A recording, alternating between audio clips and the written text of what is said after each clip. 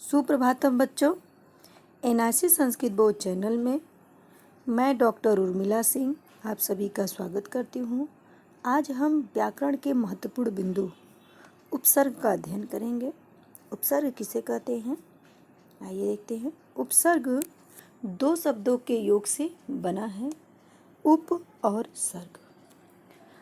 उप का अर्थ है समीप या पास और सर्ग का अर्थ है निर्माण या सर्जना।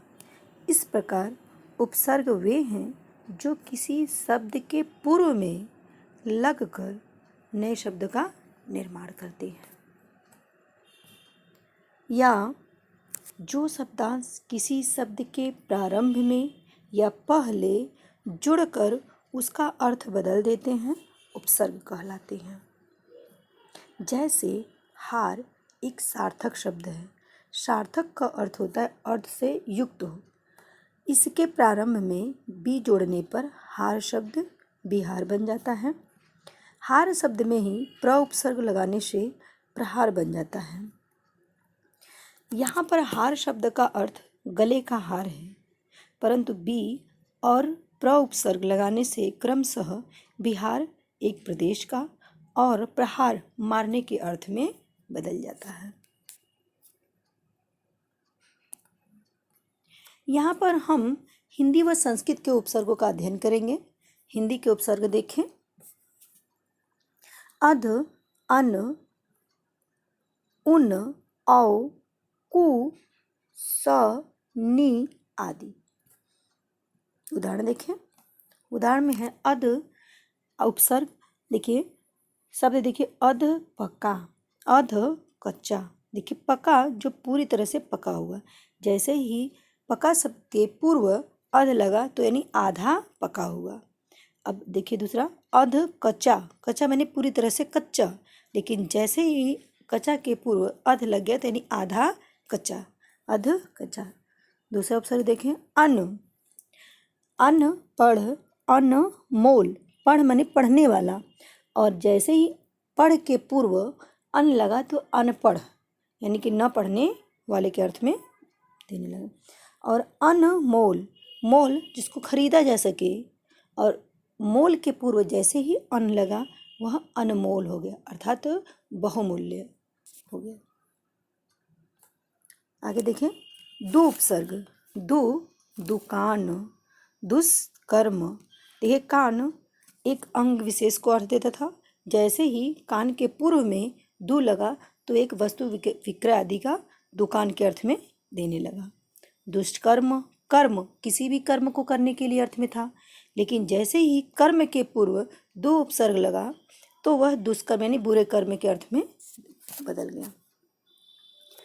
अगला देखें। नि उपसर्ग। नि डर, निह संकोच।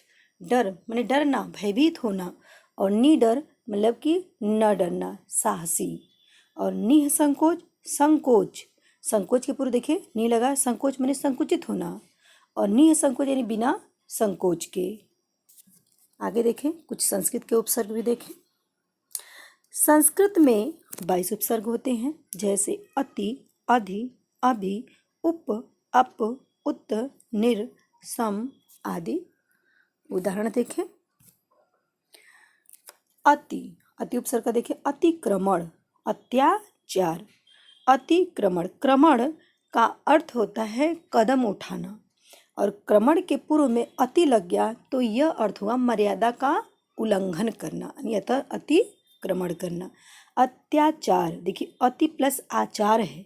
आचार का अर्थ होता है सदाचार, शिष्टाचार, और जैसे ही अति उपसर्ग पूर्व में लगा तो वह अत्याचार यानी अन्याय के अर्थ में देने लगा।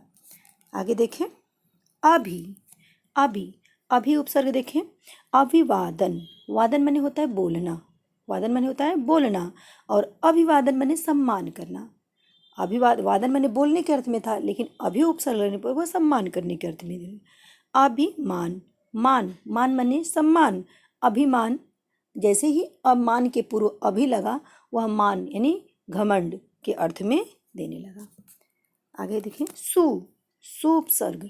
सुकर्म, स्वागत।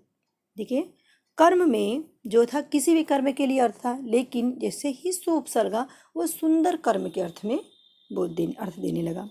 अब स्वागत, ये देखिए सु प्लस आगत है, आगत माने आने वाला, आगत माने आने वाला, और जैसे ही सु उपसर्ग लगा वह स्वागत यानी आइए आपका स्वागत है इस अर्थ में देने लगा। अगला उपसर्ग देखें उपसर्ग देखें उपवन, उपदेश, वन जो जंगल के अर्थ में था, और जैसे ही उप लगा उपसर्ग वह बगीचे के अर्थ में देने लगा। उपदेश, देखिए देश जो किसी भी देश विशेष के अर्थ में था, लेकिन उपदेश जो है उपदेश देने के अर्थ में इसका बदल गया। इस प्रकार उपसर्ग का अध्ययन समाप्त हुआ। इसी तरह से कई और भी शब्दों के पूर्व में विविध उपसर्गों को लाकर आप सब अध्ययन कर सकते हैं। धन्यवाद।